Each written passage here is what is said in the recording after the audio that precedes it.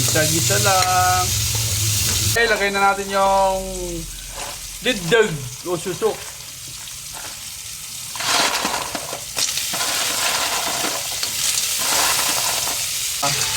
Halo-halo.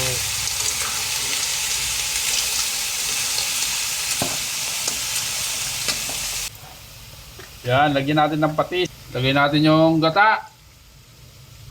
Gatang liddag.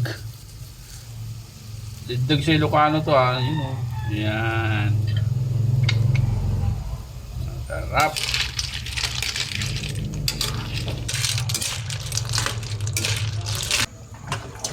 Ang lutong Ilocanong liddag. Liddag. Para bumango, lagyan natin ito. Paparami ako ng kanin nito. Ulam ng Ilocano. Yan, lagyan natin ng malunggay para may gulay din siya.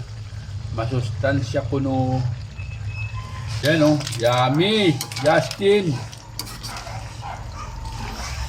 Yan, luto na, pwede nang kumain.